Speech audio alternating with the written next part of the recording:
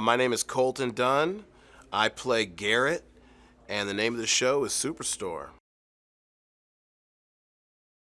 Overall premise of the show is it's a bunch of people who work in a nice big box store. It has everything in it from cereal to microwaves to comic books. It's got everything. Yeah, well, my character's name is Garrett. He works in customer service. And fun fact, he's not a fan of customers. So, not the greatest at his job, but that's okay because he's just there to make money and hang out. Garrett's a fun guy. For some reason, he eats a lot. I'm not sure why that is, but you'll see Garrett eat a lot of food. He's a sneakerhead, always got new cool shoes on. He's a fun dude. He is in a wheelchair, but that's probably like the eighth thing that you would think of after you met Garrett. He is all over the place. He's the kind of guy that you'd love to be stuck at work with, and he never would take anything too seriously. Was I excited to be cast in this role? Yeah, I like to do comedy.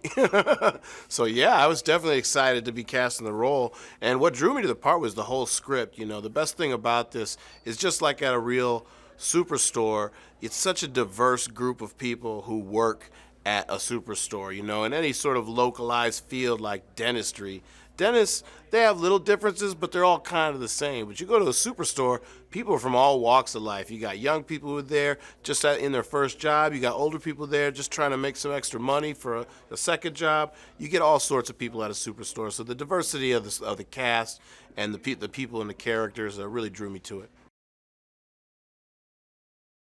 Why do I think audiences will relate to the show?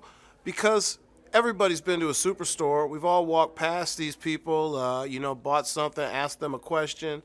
Some people ask me questions when I'm in the superstore and I don't even work there.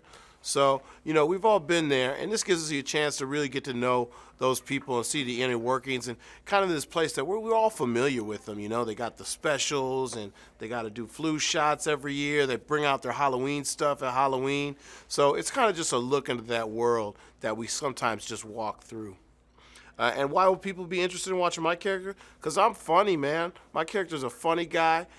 He's going to always have fun stuff to do on the show, and you can check out what cool shoes I'm wearing. Oh, man, the rest of the cast is great. Everybody is super funny, super talented. I knew I wanted to be a part of this project as soon as I finished reading the script. It was a really funny script. And just had all these really lifelike characters that I was really excited to get to know and to play myself.